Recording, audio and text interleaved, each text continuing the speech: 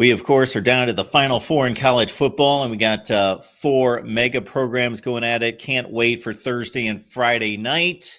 Can't wait for the next hour or so. Talking Kris Drew, Menace to Sports, breaking down the CFP. Kris, good to see you, man. Good to see you, Mark. It's been long overdue. I'm glad we're finally getting to jump on a microphone together. If you're not aware, folks, and I'm sure that you are, Kris, Zach Smith, doing big work at Menace to Sports each and every Monday through Friday, noon Eastern time, right? Correct. Absolutely. So, man, that's a good time. You guys bust me up at some point every time I give it a look. I'm rolling at some crazy comment that's been made, or you guys railing on somebody. So it's always a good time. You guys break it down the game we all love. And before we get to the games on Thursday and Friday night, just tell us a little bit about yourself in regards to how you arrived at this place in sports media, and and your love for sports and football.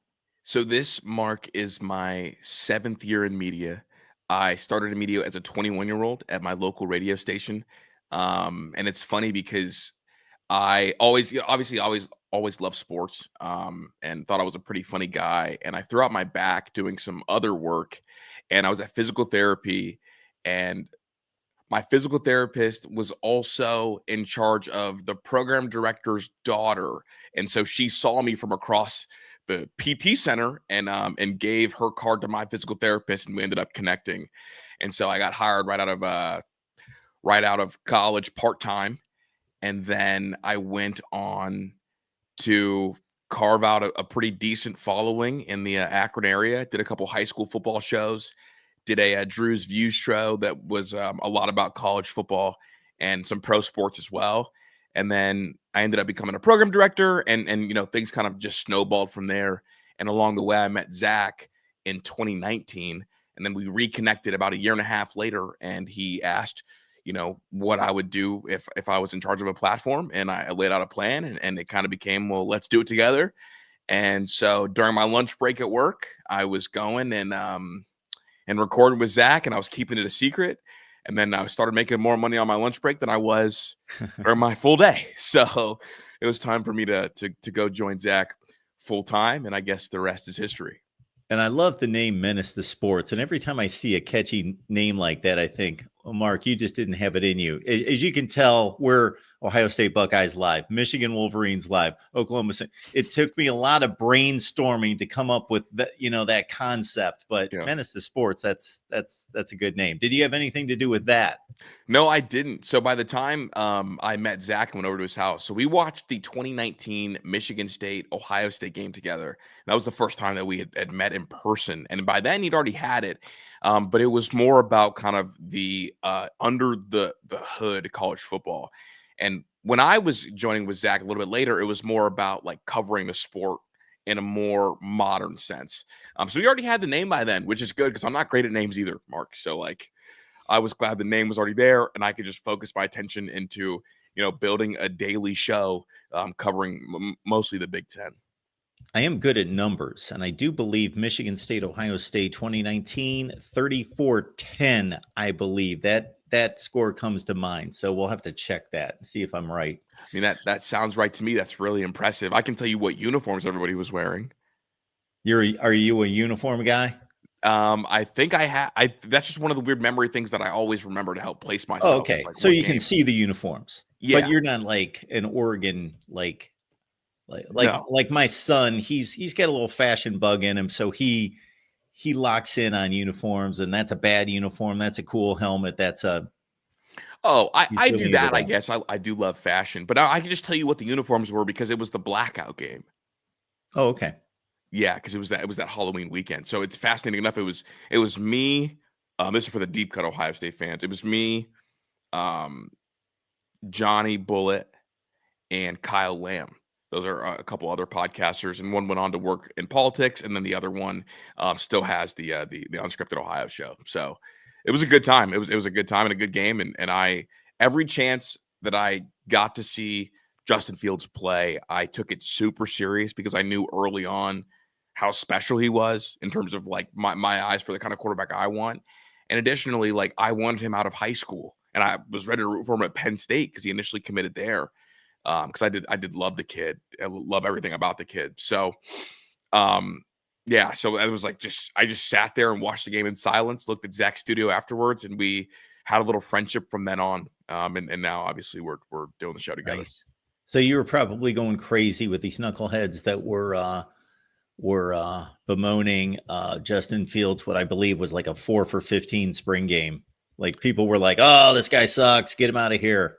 Yeah, that was a wild spring. Like, it was a lot that he sucks, and people did the thing. Here we go, where they would take away the 98-yard touchdown he had to Benjamin Victor, and the whole thing was like, well, if you take away this, look at this stat line. See, not a 5-star, and it became on Twitter, Georgia fans and a portion of Ohio State fans both gang up on Justin, and it was one of the more odd things that led to some very poorly aged articles being released.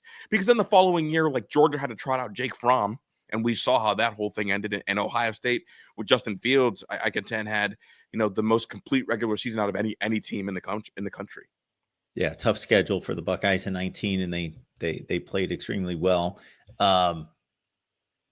Absolutely, kind of like when CJ Stroud stepped on the field for the first time. I was seeing all sorts of memes all over the place. His first exhibition game, because he threw like a pick, and went like 4 for 12 or something, and people were in the NFL. Yeah. So his opening drive, he threw an interception, and people immediately went to the timeline. Ryan Day 1 read quarterbacks will never work. And then the kid goes on and has one of the more ridiculous rookie years. And every time you watched him, it felt like you were watching something special. So, I try not to overreact in the little moments. Well, I will, but I try not to. All right, folks, comments and questions are welcome. We appreciate the super chat as well. We got Kris Drew here from Menace to Sports. We're going to break down the CFP and all things college football. So most of us expected an epic at the Rose Bowl, and it was epic, all right, but not down to the wire what we saw at Autzen Stadium. So everybody's focused on the offense, Jeremiah Smith. I'm actually going to start with the defense. How much do you think the defense has improved? How impressive was that performance, almost pitching a shutout to halftime? Super impressive. I think game one, Mark, they got. So going into game one against Oregon all year, I mean, Dillon Gabriel, of all the major quarterbacks, was bottom of the country in air yards per attempt. It was tons and tons of quick game, tons of things that helped out his completion percentage. And then they got into that Ohio State game. And for the first time, it became, let's take shots downfield. So on tape, all you see is 1, 2, 3, boom, the ball is out. A lot of quick game. So guys like Denzel Burke kept getting caught on these double moves because that's what they were used to seeing on tape. And that was kind of the teaching point. That was where Oregon got Ohio State. This second time around, you weren't going to be able to fool them like that. And paired with that, okay, because they're going to try to take shots downfield, we are encouraged to blitz and rotate and blitz some more. And because of that, you saw Dillon Gabriel that was not comfortable at all, paired with the fact that Ohio State's offense got off to such a hot start that it almost eliminated Oregon's run game entirely because you had to throw to catch up. And the defense played with a chip on their shoulder. So I was really impressed with BIA. I was impressed with the cornerback unit. I was impressed in Denzel Burke's ability to lock back in and keep that old game out of his head. A lot of times people talk about with athletes, it's so hard at corner to let go of performances because you have to be locked down or else you won't be able to stop the bleeding. And when you can't stop the bleeding, you don't have a job. So I was really impressed by Jim Knowles, impressed by the secondary, impressed by the D-line. I mean, it's incredible when all those guys, Mark, stay under 50 snaps. It's incredible how fresh they are. And it's incredible how much pressure they get in the fourth quarters of games. That's interesting. You bring that up. We talked about that a couple of weeks ago on our Buckeye show in regards to hitting that happy medium of these guys have been drained in certain games this year. And maybe the Michigan game was one of them. I don't know. You've probably counted the snaps. I don't know what it was, but I think maybe they maxed that front four out way too much in that game. And obviously Michigan moved the ball the best on the ground the last drive of the game. So you're a believer in some level of rotation there. Well, there's some science behind it too. I wish I had the study in front of me to quote, but I've read several people talking about I guess, like, when you hit that 40 to 50 snap mark, coaches can feel guys in the D line run out of gas. And Ohio State has been playing JT and Jack well over that 40, 50 snap number. And I don't know if you know this, Mark, but in the Oregon game and the last 3 Michigan games, Ohio State did not force a punt the entire fourth quarter. Not because their defense was bad, but because of the inability to get a negative play to start off a drive. And that's why it looks like they're getting pushed back, because they're exhausted. And then in the Tennessee game, and I think they stumbled on this on accident, really. I think that they weren't willing to do it until they were facing a team like Tennessee, who uses tempo so much. And when you use tempo, you can't have those guys out there, because then that 60 number will go to 70, 80. It's too many snaps. So they started keeping guys around that 40 snap number. And because of that, I think they look fresher in fourth quarters. They look fresher in second halves. And so honestly, I think that that's the new formula for Ohio State in terms of, being good on defense. Our buddy Mike G, Michigan fan, wondering how we were able to land Buckeye royalty here. That's ridiculous. I've been trying to be like Mark for a decade now, I feel like. I appreciate it, man. Yeah, and on the offensive side, it's easy to go to the playmakers, Will Howard, all of that. But I'm going to go offensive line, because we saw the Nebraska game. That's the game where it was like one guy out of place and trying to replace, what was, of course, Josh Simmons at the time. Right. And trying to make that work just became hell, trying to figure out, it was just blatant. People that don't even watch the offensive line when they're watching, it was impossible not to see the plays get blown up and why they were getting blown up. They fixed that, worked around it. Then Seth McLaughlin goes down a few weeks later, and they continue to work around it. I always thought that the pass pro was pretty well maintained through all of that, considering it was the run game where it's been the overall numbers are decent, not as good as they should be with the 2 backs that they have, but a lot of 0, 2, -1, 2, 2, 22, 0, and not a lot of 5s and 7s and consistent run attack. But they were much better, I thought, against Oregon up front in the run game. I couldn't agree more. Were you surprised that they looked really good up front against Oregon? Yeah. Okay, because I was too. Because I had just watched, not to cut you off, rewatched the first Oregon game just like a day and a half before, and they were so inconsistent up front. Right, and like they lost Simmons in that game, and Oregon got Birch back. I thought where Oregon was going to be able to wreak havoc was they have. I like big threes. The Oregon big 3 on the D line is so good. Like Harmon is so good in the middle. Obviously had an enormous impact in game 1. And then Mateo on one side and Birch on the other side, going up against a retooled offensive line. I thought that they would be able to really create some damage. And so I was curious to see, but I think Donovan Jackson, Mark, made himself so much money the last 3 weeks. And that performance against Oregon confirmed it. Like I would feel comfortable if I'm an NFL team drafting him anywhere between 25 and 35. I think he's a first rounder, and you don't say that about guards very often. When they signed Will Howard, I really liked Will Howard at Kansas State, but it was almost in the framework, and I didn't know it at the time, of a Kansas State quarterback, meaning I'd flip on the games and be like, I like this guy. And he brought him back the season they won the Big 12. He had a lot of comeback wins, or at least a few. And so in my mind, I liked Will Howard.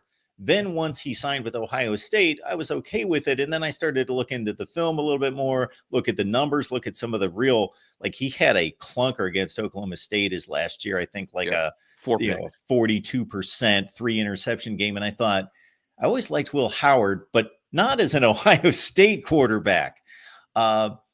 But I think he's had a great season. Yeah, he went through a stretch where there was like one Will Howard play a game where when's he going to fall down? And obviously the pick 6 against Penn State, and then the Michigan game, we can only speculate when he got his bell rung what that did to him. But what are your thoughts about Will Howard? I was in the same boat. Obviously, like I you and I are pretty similar. I'm a fan of like the deep cut players. Like I love a Big 12 legend. I love like that random quarterback on a Pac-12 after dark game that starts at midnight going on for 400 yards. Like I love that kind of stuff. So I thought Will Howard was a cool Kansas State quarterback.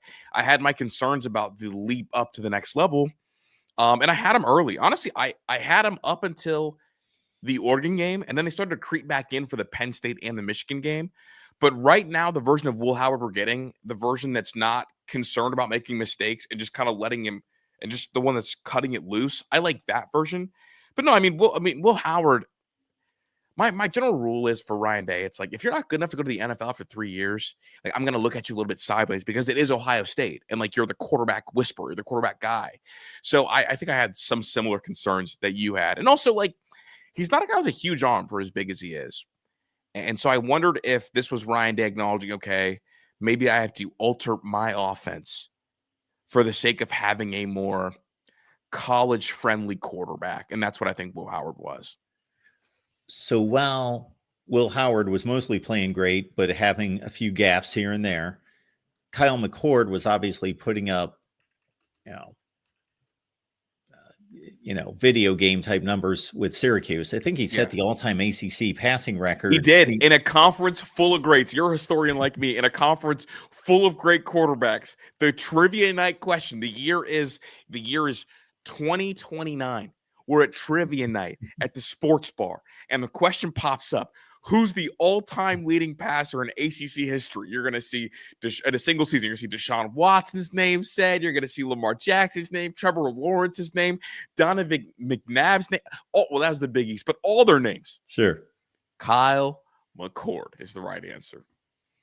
And you know what annoyed me, and I can't help but respond on social media, I saw this on Twitter, was the Syracuse official football Twitter page sent out, hey, absolutely celebrate it. Send out a tweet, of course, but they send it out, the greatest quarterbacking season in ACC history. And I'm like, okay, no. There's a difference between throwing for the most yards, celebrate it, have fun, absolutely, but do not in any way call that the greatest performance in a single season in ACC history. Come on. Yeah, they took it over. They took it over the top. But I don't know how you feel about those the records, like the single season passing records. Do you hold a lot of value in those if it is at a school like Syracuse? Yeah, I take it in totality. It's a factor. Obviously, he had that offense on his shoulders for good and for bad. We saw the Pitt game. He throws 5 picks. He looks awful.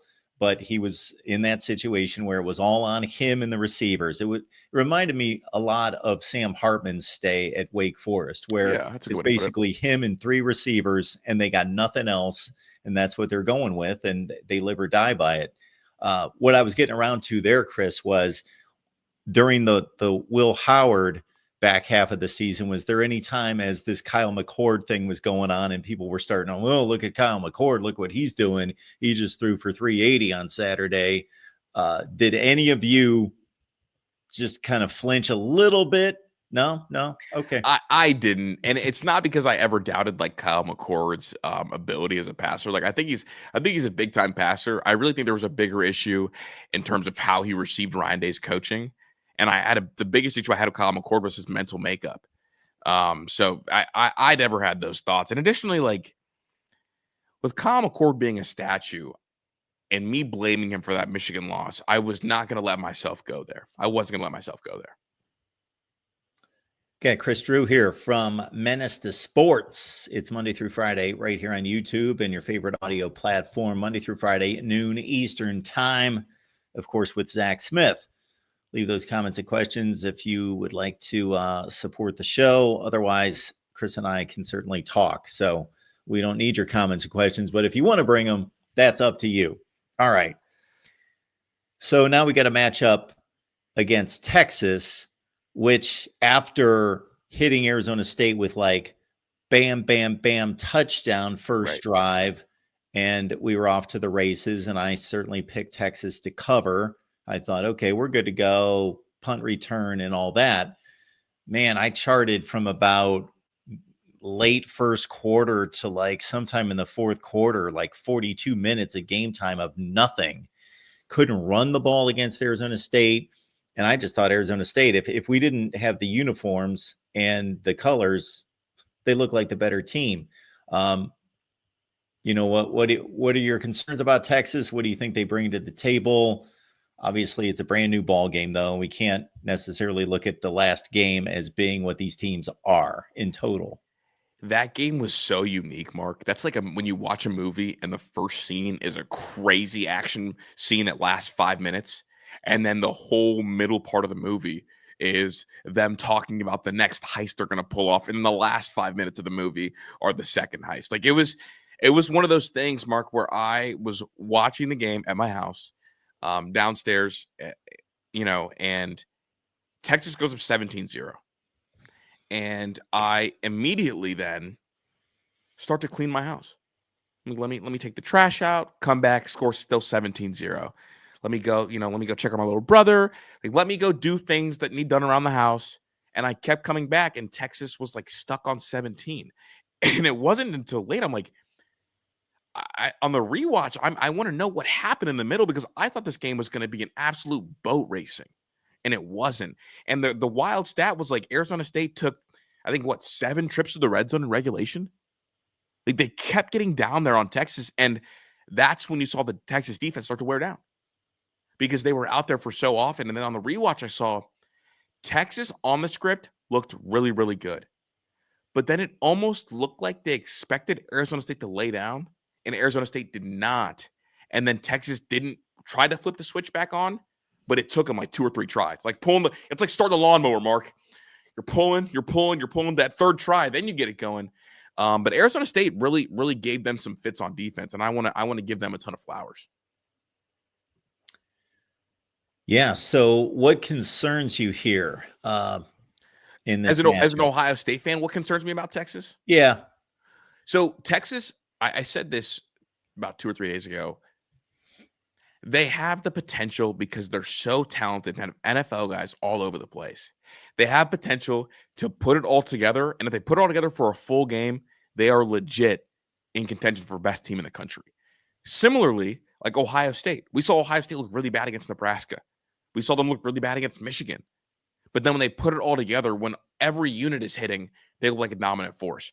I think Texas has that same potential because of how talented they are everywhere. I mean, the Thorpe Award winner, the golden kid outside, is so fast. We know that Quinn Ewers has a lot of talent, but has yet to put it together for a full 4 quarters. We know he's got the arm talent. So that's what concerns me about Texas as an Ohio State fan. If we get their very best punch, it's going to be a real war. And recently, when we've seen Ryan Day in games like that where people counterpunch back to him, he shells up a little bit. And obviously, we know Sark and all the eye candy can make things a little confusing, a little extra for guys in space, creates a lot of conflict. And so if Sark and this talented offense does get going and maybe punches first, I want to see the Ohio State reaction, because quite frankly, they've got to punch first against Tennessee and against Oregon, and they've been feeling themselves very, very quickly. And we haven't really seen them play with adversity so far this postseason. Very true. Really good offensive line for Texas. Obviously, Kelvin Banks at left tackle that could neutralize Ohio State's pass rush, and Jack Sawyer batting down like every other pass that comes his way. That's SWAT Sawyer, man. SWAT Sawyer. I didn't know that was a thing. Did you come up with that? On the spot, man. Okay. Sorry. You're good at that. Matthew Golden's a good wide receiver too. They've got a slew of them, but he's the guy that really can go get it for Texas. So before we get to the other game, Kris, your thoughts about, has the SEC truly been the best conference for the last 15 or 20 years? That's my take. We could dig into all the metrics and the recruiting rankings and all that, but I just think it's not really debatable. But here we are in 2024 after Michigan wins a national championship, and regardless, in a sense, what Texas does, the conference just not looking that good. And Notre Dame gets a huge win over Georgia, who we thought might be the best team in the conference. So where do you think this SEC Big Ten power struggle stands? I think the SEC was the best team over the last 15 years. Conference, excuse me. I think they were the best conference over the last 15 years. I won't argue anybody on that. But I think that 10 years from now, Mark, historians, yourself, myself, will mark this 2-year window as the moment where things changed. I think the portal and I think NIL being legal has neutralized and spread out talent all over the place. And you're no longer going to see schools like Georgia sign 5 to 6 5-stars in one class. You're not going to see Bama go on these ridiculous runs and have a 327 rating. Guys are going to go elsewhere. And additionally, your depth on the back end is going to go elsewhere as well. I really, really think now that NIL is legal and you can do it everywhere instead of just in the SEC, I think we're going to see a real even playing field. If not, you're going to have Big Ten coaches perform better because they've been forced to evaluate and develop at higher clips than SEC coaches because they haven't had the talent in their backyard. So for me, I think we will mark from the time that Michigan won their national title the next 15 years. I'm fully expecting Ohio State, Michigan, Oregon, schools in the Big Ten to claim more national championships than the SEC. And I think that we're going to start to see a real shift in how the narrative is and how both conferences are talked about. Somebody wants me to give you a boot if you drop the F-bomb. Shoot, I dropped the F-bomb about a week ago. That's not going to happen. Come on. I can't drop it if it's forced. It's got to be like authentic. You know, got to get me really fired up. Speaking of history, Kris, I wrote a book, Disputed National Champions. So what this is, folks, is a 1990s look at every season in the 1990s, broke it down, storylines, preseason, who was supposed to be good, how the season went. We set up the postseason, who got screwed, who got left out, who got voted in. We size up all the rankings and everything, and then kind of the significance of every season. You know, did this become the birth of a dynasty or the end of an age, or, you know, what happened there? And then it's not just a history book, folks. We take all of these seasons and then we plug them into the BCS era and how it would have played out, the 14 playoff, how it would have played out, the 12 team, and even the proposed 14 team. So the link's down in the description section, folks, of the video. It's only $9.99. Disputed National Champions. Zach raved about the concept to me, like when you first announced that it was coming out. Thank you. Appreciate that, man. How would you do it if you were the commissioner? What would this format look like? How many teams and the whole setup? I don't know where you're at. I like the 12 teams. I like the 12 teams because it gives you room for error, right? I think in reality, there's probably only 8 teams. Probably only 8 teams that can win the national title year to year at a maximum. But the way to guarantee that the right 8 teams get in is to make it 12, so you don't have the mistake. What I don't like is the auto buys. I think that's where things kind of got messed up. And I don't have a way to fix it. I think that I would have the auto bids be the conference champions, and then I think I would have the committee then pick the seedings and have it be them year to year, because I don't think there's a format with this many teams that can guarantee the right 4 teams get a bye, I guess. So that's just my general belief. Other than that, like, I don't hate the 12-teamer. And I think if Ohio State wins it this year, that'd be perfect, because it would be, you know, in the year 1 of the expanded playoff, a team that wouldn't have made the 4-team wins it. And then in year 1 of the 12-team, a team that wouldn't have made the 4. Yeah. So the same way it was in 2014 is where I'm at. So I struggle with the concept of trying to select the best teams, because we all have an idea of what that is, but do any of us really know the best teams? Of course, we don't know who the best teams are. We got a pretty good feel for the best teams versus who deserve to get in. So I like the tension between the two concepts of, this is the objective side. You win the ACC championship, you're in. We don't care if you're 9-5. You're in. You win the ACC championship. But also, we're going to fill the at-large spots with the teams that have shown to be the best teams against the best schedules. I do think that we've got an issue with non-conference scheduling. It's never mattered less than it does right now, and teams need to be rewarded for strong non-conference schedules. And if I was running the show, I would take it all out of the individual programs' hands, and they would have their non-conference schedule given to them through a computer formula, and my little committee would kind of tweak the computer formula a bit to have a very equitable non-conference schedule, because it's ridiculous to me that Indiana can play 3 high school teams non-conference, right, and USC goes out and schedules Notre Dame and LSU. The one thing I think, not to cut you off, Mark, but the one thing I think I've referenced before is I think to be eligible for a first round bye, I think you need at least 2 non-conference games that are of the Power 4. I think that's like one of the things I would try to incentivize the crossovers, I guess. Very good. If you want that auto bye, you can work for it by scheduling 1 or 2 Power 4 teams. And if you don't, like, okay, like it's fine. Like you played like Our Lady of the Elms, like you played St. Vincent, St. Mary, but you're going to play in the first round of the playoffs, even if you win your conference. I like it. I hadn't thought of that. I really like that. And I never liked buys, and I've explained a zillion different reasons why, and some of them are obvious and some aren't.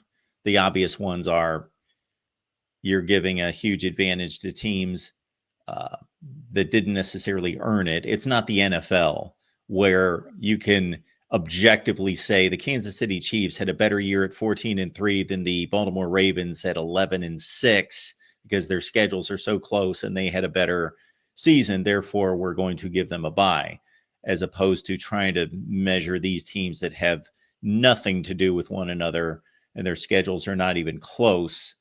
But even more than that, Kris, I didn't like the buys concept because, again, the obvious that you can't lose a bye. So you're advancing somebody automatically versus a 50-50 proposition for the team that they got to play.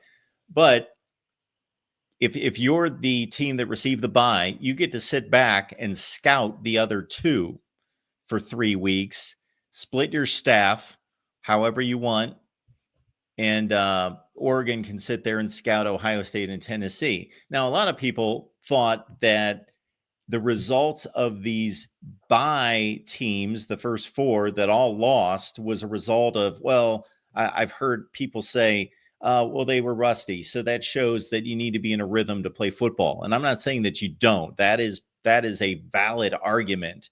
Correct. But that wasn't the only reason. There was a reason all 4 of those teams were underdogs.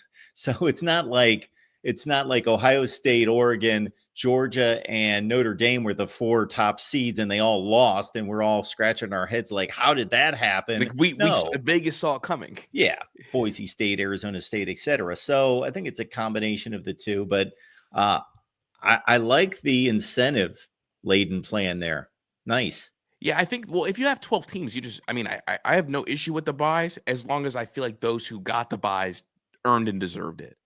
And right now, under the current model, I don't feel like the teams that got the buys earned and deserved it. And so I think I would incentivize it by making you go schedule somebody. And so that's the only thing that I've settled on if I was going to be commissioner, Mark. Other than that, it feels like too tall of a task to handle because unlike traditional playoffs, you're talking about a field of too many teams. Like in the NFL, it's 30 teams. And in MLB, it's 30 teams. In NBA, it's 30 teams. And in college football, 40, 50, 60 teams all think they can make it every year. So, or have some level of optimism. So there's no clean way to do it. But I just think there has to be an incentive plan if you're going to get a bye. Like if you're going to get a bye, play Texas week 1. Like your Ohio State is next year. Like if you're gonna go get a bye, like if you're Michigan, go play Bama. Like if you're Wisconsin, go play Bama. Like earn the bye on the front end. Because what it becomes, Mark, is if schools don't play anybody in their non-conference, and they get basically 3 buys to start the year, and then 1 bye at the end of the year too. On top of that, it just gives them too much time off, I think, and too much of an advantage. Got Chris Drew on the line from Menace Sports, breaking down the CFP. Chat, behave. You guys are good to trash talk. You know the deal, but any kind of personal attacks, let's hold off on that. I don't want to be kicking people out. All right. And you can even call each other knuckleheads or whatever. I don't care about that, but I mean real personal attacks. Yeah. All right. So this Penn State-Notre Dame game, the only real difference I can come up with between these two teams is that Drew Aller is the prototypical NFL quarterback, and Riley Leonard's like he's a gym rat, baller kind of guy, run around and just do whatever he can with the skills that he's been given. But man, I look at the pass rushes, the front seven, the running back rooms. They both have a tandem of two really good ones. All of that. Wide receiver cores don't scare anyone. And I'm looking at Penn State Notre Dame as like in the mirror. I agree. Let me pull the curtain back. I have a ton of love for Drew Aller, Mark. Like, I got to spend a little bit of time with Drew Aller this offseason. Went to a couple workouts, watched him go through his process, and his obsession with being elite at throwing the football is almost the opposite of what Riley Leonard is. Riley Leonard has an obsession with being the best athlete out there, and he's a great athlete, like a great baller, like really scrappy guy, like your perfect college quarterback. But Drew's ability to generate so much power throwing the football without stepping into anything or with guys in his face is so underappreciated because of how bad the receiving core is. If they had 50% of the receiving core that Ohio State had, I think that the whole narrative around Drew Aller would be entirely different because he is that talented at throwing the football. But no, I agree with you in terms of their makeup other than quarterbacks, trenches, defense, really talented defensive lines. I mean, really physical teams. Like, they kind of win the same way. I mean, even though Drew can throw the ball more, they both really rely on their run game. Obviously, the pair of great running backs at Penn State. But I like Penn State in this game. I would pick Penn State in this game because I think that they're capable of hitting 2 or 3 big plays, big passing plays during the game that I don't think Notre Dame has in them. Yeah, so for me with Aller, of course, I heard the reputation and all that. He came into the game on opening weekend that was on Fox. They played Purdue on like a Thursday night, and Sean Clifford was the starter, but they gave him a couple series, and it just came right out of his hand. It was just the rotation on the ball. It just was beautiful. Yeah. Then, of course, he got worked into those games, and then he gets the starting job in 2023. And you look at the numbers, they look good. You look at some of the games, they look really strong. He threw a deep ball against Indiana to win the game. But of course, everybody looks at the Ohio State and Michigan games, right, and it was ugly. But I was always trying to weigh, it was ugly, but he had no separation downfield, and his offensive lines were getting abused in those games against what are arguably the two best defenses in the country. You can't have it both ways. Like, I got so angry at Ohio State fans and Michigan fans for saying how bad that kid was and then propping how good your defense is. It's like, Drew Aller didn't look good against you guys. No quarterback did. Your defense is really good. So if you're only going to judge Drew Aller based on 2 of the top 3 defenses in all of America, that's the definition of being a casual football fan and not looking at the bigger picture. Because the kid is super talented. I mean, shoot, it's going to be him or Nussmeier as the number 1 overall pick next year. And what I saw out of him this year, Chris, and you tell me if I'm wrong, is just a little bit more confidence, a little bit more, I don't want to say fight like he wasn't a competitor, but like he had the confidence to look a little fiery in some of these games. And you just saw a little bit more animation out of him. And, I think about the throw he made against Oregon. Man, he threw a ball on 4th down where somebody was draped around his neck and pulling at his neck, and he had no ability to step or anything, and he just whipped it with his wrist and just over the middle. You talk about a throw over the middle on 4th 9 or something late in the game. Absolutely. Yeah. Ridiculous throw, by the way. Ridiculous throw. Yeah. And so I think he's come of age, and he'll need a little help. And obviously, it might be a good thing You know, God forbid the guy gets hurt because we want everybody to play every snap and all that. But this Bo Pribula situation, obviously that's not good for Penn State. You'd like to have your backup quarterback. But my next thought when that happened was, okay, Penn State's kind of, you know, this is not good for them. But, and obviously he plays his 10 to 12 plays a game and they have packages for him. But I didn't necessarily trust Kotelnicki and probably even more James Franklin to know when they should put him in the game. And I thought, you know what, this might be better for Penn State just to play Drew Aller all the time, not be yanking him out when they get the ball down to the 20-yard line, just arbitrarily. And then when Bo Pribula loses 2 yards, Aller's got to come back in on a 2nd and 12. This will take that thought process completely away from them, and they just have to play Aller now. Yeah, I mean, instead of like spending practice reps on how do we get Bo useful touches, it's okay, let's put the whole game plan on these 2 running backs and on Drew Aller. And I think that will help him. And I mean, I think he's a guy this year that's risen up to every challenge. So I think it's good for him. I think it's good for them to not feel like they can have the crutch of leaning back on Pribula. And honestly, like since he's left, I feel like they've been more willing to uncork it a little bit down there and let Drew Aller prove that he's got the arm talent to fit the ball in some tight windows, which he's done. I'm not really connected to the Penn State fan base other than the folks that we have here.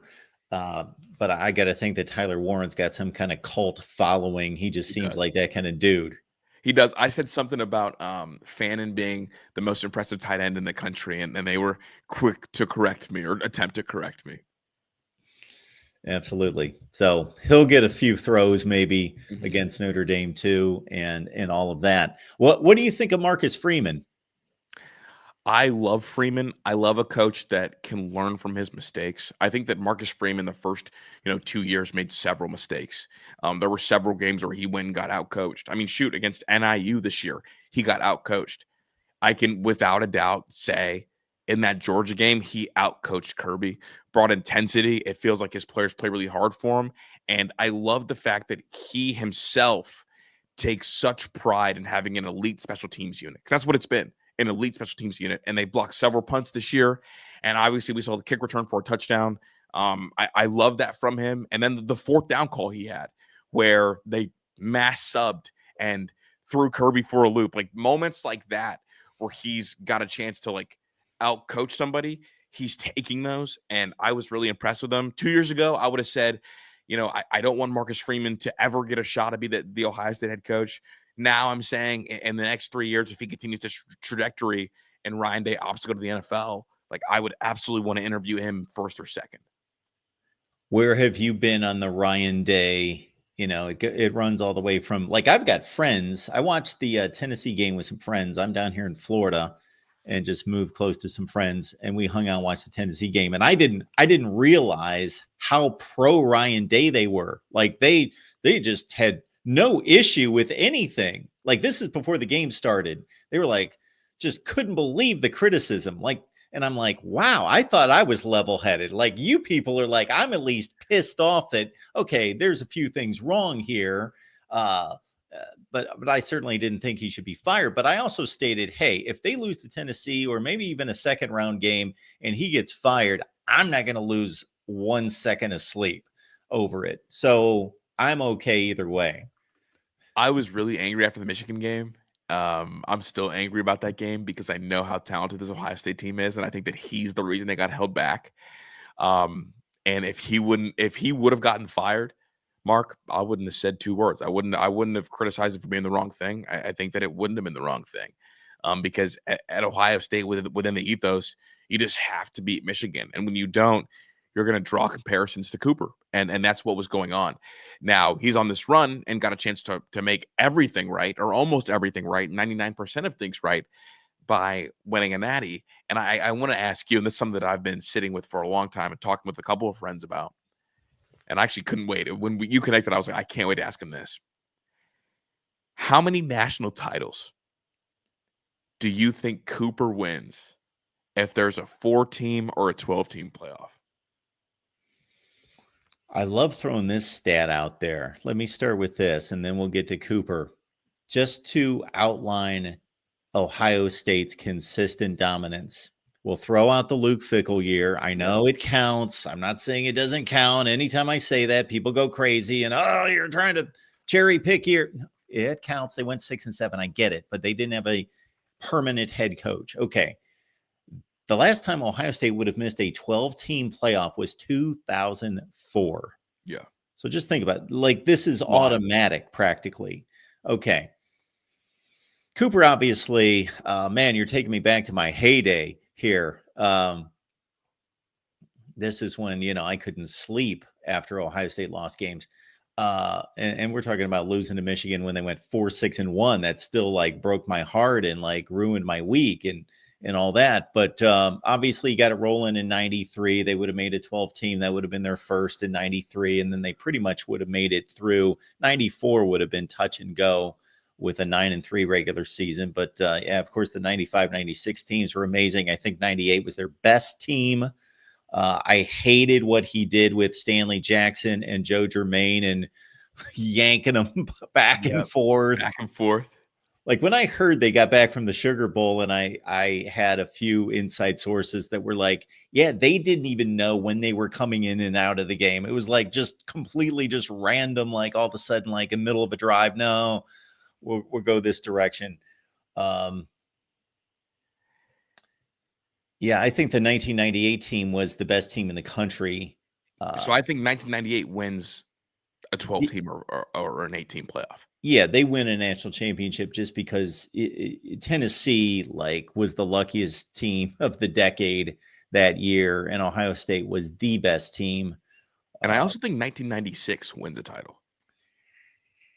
Yeah, and so I say this is, and it's not popular, is and some people take complete offense to this, and it's funny because they actually are delusional. I don't know if that's the right word in this context, to think that I can rewrite national championships. But I go through each season, Kris, and we kind of made our way into the 70s last year, and I don't mind saying, you know what, this team had just as good a resume as this team, and they didn't get the opportunity. So I'm going to award them a national championship. So anyway, 1996 to me, why does Ohio State not have a national championship with Florida? Not by itself, but with Florida. And you could actually say Florida State as well, because they split 2 games with Florida. People treat bowl games like they're playoff games. They're not playoff games. It's just an additional game. Mm-hmm. So that doesn't necessarily eliminate you back in the day. But yeah, 96, 98, I would be very confident that those two teams, the 95 team had some issues on defense. They weren't quite what the 96 and 98 teams were on that side of the ball. And shout out to one of my favorite Buckeyes of all time, Antoine Winfield, was just phenomenal to watch. That dude. A player. Oh, yeah. I mean, what got me into Ohio State was my uncle. He used to put on all the old games. So growing up, I got really into Ohio State around 06, because I'm from Northeast Ohio, and obviously Troy Smith is a big deal out here. What Ted Ginn means to this community is everything. And so that year got me into Ohio State football, and I was about 10 years old then. And then that whole offseason, my uncle just had me watch old Ohio State games, and Winfield was one of his favorite players. So it was really cool that you brought that up. And no, I agree with you. That 95 team I don't think would have won a playoff. Antoine Winfield, where'd he go to high school? In Akron, right? Yeah. He's from the Akron area. Yeah. I don't know what high school actually. I don't remember either. Garfield?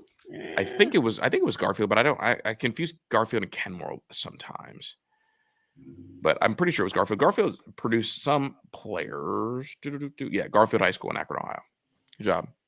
So, Kris, when you dropped Akron on us, I'll let you know, if you don't know, a proud Stowe High School graduate right here. Are you really? You're from Akron? Yeah.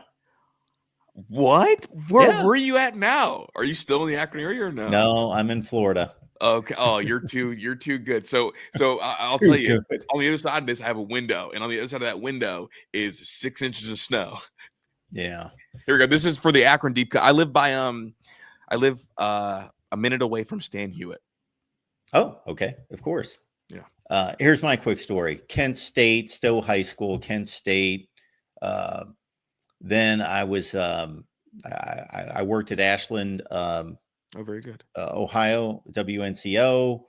Got my broadcasting start there, WNCO. Then I went to Mississippi, worked for a CBS station, sports director down there for 7 years. Then I got then I had one of these detours where I worked at Walmart for like a year and a half, just trying to pay bills and do what I can for a family. But then I go to ESPN, production operations manager there for 19 years. Anyway, some illnesses and situations in my family. I came back to Ohio. I was actually in Ohio for about 2 years recently until just March. Wow. I was living in Akron. Me asking. My sister's there. My mom, that's where she lived, just a couple blocks away from the baseball stadium downtown. Yeah. Yeah. Okay, so wait, so honestly, maybe for off air, but we've got a lot of like Akron things because I worked. My first show was on WAKR. Oh, my internship was at WAKC, 2 semesters. Holy smokes! And then my other show I was on was WONE with Jeff Kinsbach.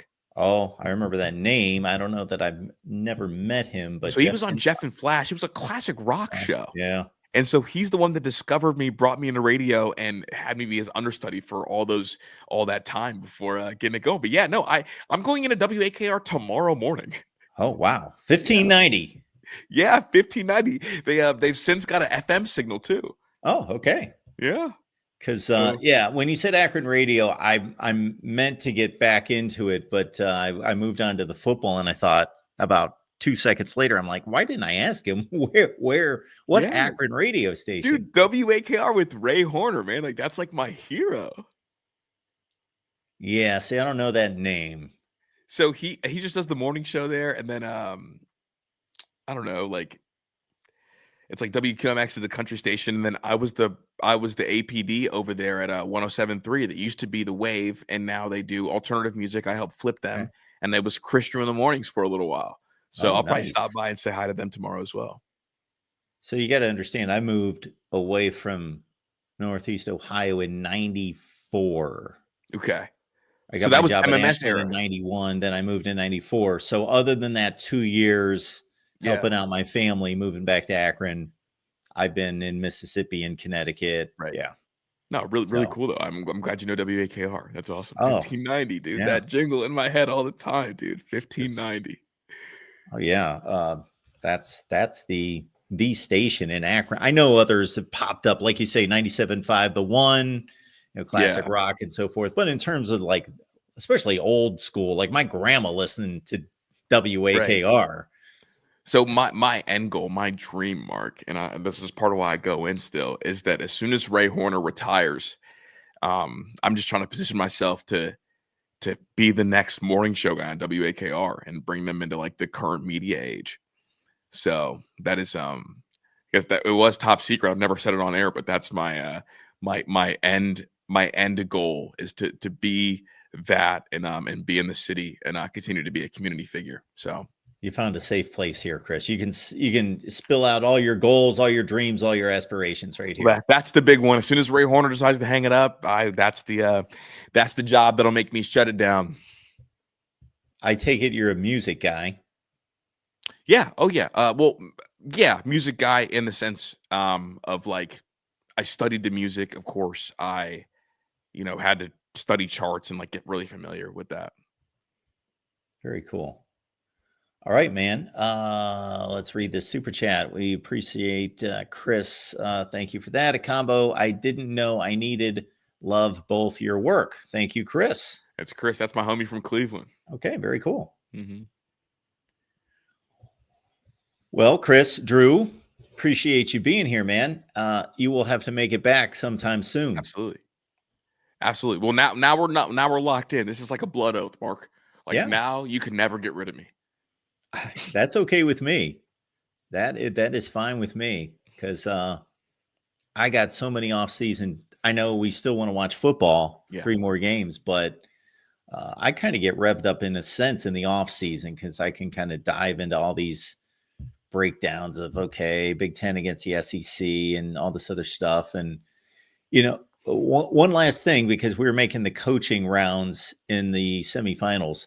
James Franklin. So the knock on James Franklin, is that valid? Is that legit? There's this, I was telling Sam about this. There's this weird thing like where you meet somebody, they always are in your head who you met them as. So sometimes it's hard to like see change in people.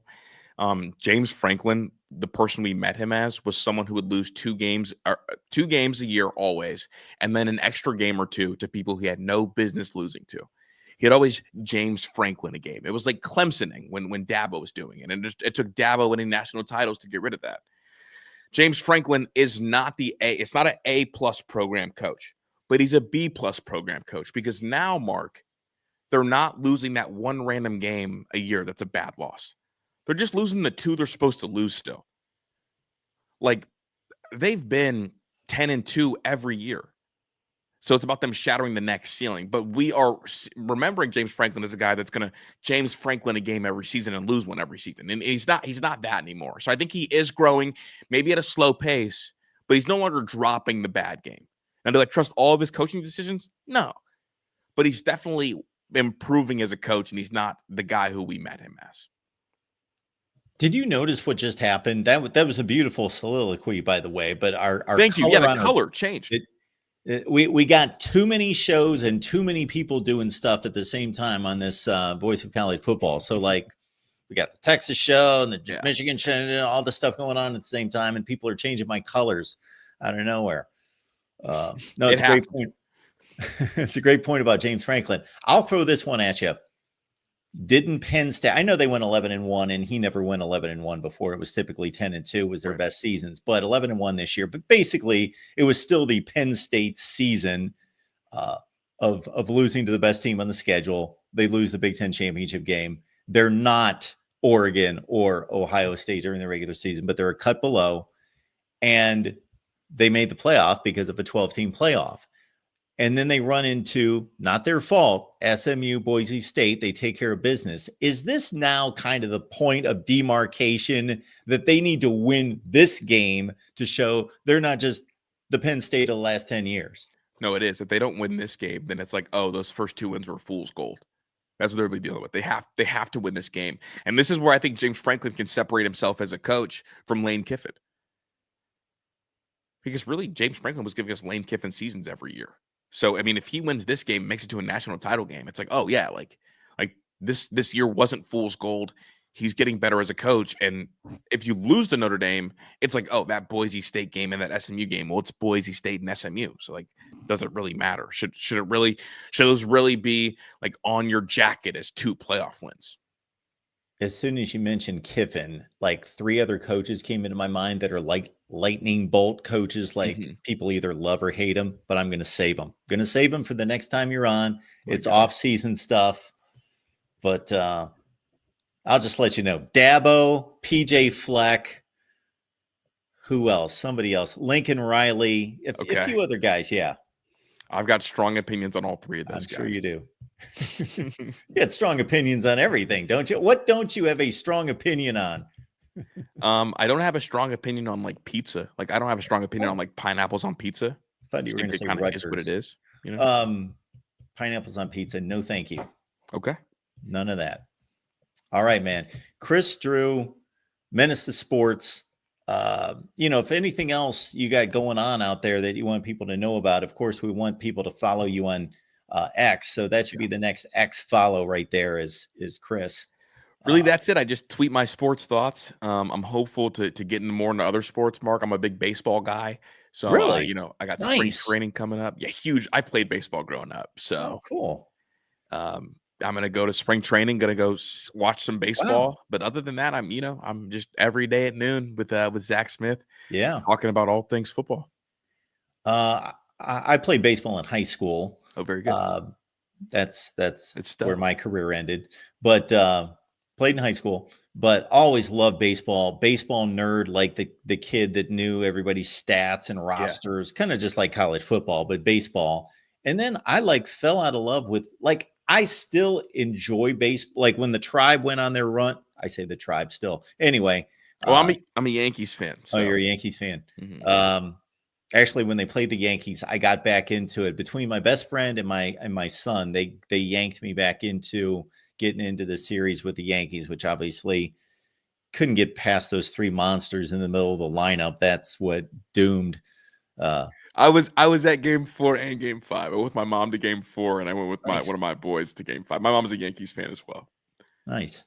And Pat, so our producer went to the game, but me and Pat, it's interesting because obviously it's me, Pat, and Zach in studio every day. Pat and I went to the game separately, didn't talk all week because we're both so into it. And I ran into him at the game 5. And it was so chaotic for him game 4 that he lost his glasses. So he's at game 5 with sunglasses on, but game 5 is like at 8 p.m. So that was my first time seeing Pat. But no, I love baseball. So the number 1 overall pick in last year's draft is starting the year in Akron at the Rubber Ducks. So if your sister wants to go see a number 1 overall pick, Travis Bazzana playing second baseman for the Rubber Ducks, formerly the Akron Arrows. Well, while we're dropping names and stories, my connection to the Cleveland Yankees series this year was my best friend's wife is Luke Weaver's aunt. Whoa, that's so cool. I love Luke Weaver. So, like, I moved down here in March, and the only baseball I'm watching is going over there, and the Sunday night game will be on or whatever. And then anytime it's Luke Weaver, she obviously let me know, you know, this is Luke Weaver, and we'd look him up and all this stuff. I didn't know anything about him. I just thought like her nephew was some bum that barely could make it into the majors. But like I quickly realized, oh, this dude's he's coming on here. Yeah, one of the best relievers in baseball, had a real bounce back year. Yeah. So she got flights and tickets to Cleveland from Florida to see whatever games. I don't remember exactly which ones. She had her choice, New York or Cleveland. She chose Cleveland. But it's so funny because 3, 4, 5 were in Cleveland. We watched 1 and 2 at my buddy's house, and he's like a huge Cleveland fan, and she's rooting for her nephew, and he's like, and they're going at it. It's hilarious. That's really cool. Really cool. I love Luke. Luke Weaver is one of my favorite Yankees. So that was an awesome little tidbit. Yeah. Good stuff. Well, Kris, I appreciate you dropping by. This was fun. Thank you, sir. You have yourself a good night and enjoy the football, of course, this weekend. Absolutely. You as well. I'm going to drop out. All right, folks. Let's see. Voice of College Football coming up on a Wednesday means we've got Florida State live at 6, Miami at 7, Notre Dame at 8. That's from me. I can't even read off the rest of the schedule. All of the other shows. Clemson. We've got Clemson, the All-In Show at 8 p.m. Eastern Time over on the Clemson channel as well. Appreciate you being here at the Voice of College Football. Please like the video on the way out. Please support any way possible. Venmo, PayPal, and Cash App. If you see the ticker down below, we are acknowledging and recognizing all the great people that support us here at the Voice of College Football through your membership on YouTube and Patreon. So thanks for that. And we will see you at 6 Eastern on Wednesday after I check out the last few comments. There we go. Ralph's going to be at the Michigan channel. Breakaway, Alabama call-in show, Thursday night. It's usually Thursday night, but it must be Wednesday night. Cheryl, good to see you, as always. Ole Miss Live. See, Jackson has to stay on top of me on this one. That's the next show you're going to see me. Ole Miss Live, 2 p.m. Eastern Time with Leanne Herring and Ruby Dreher. All right, we'll see you then.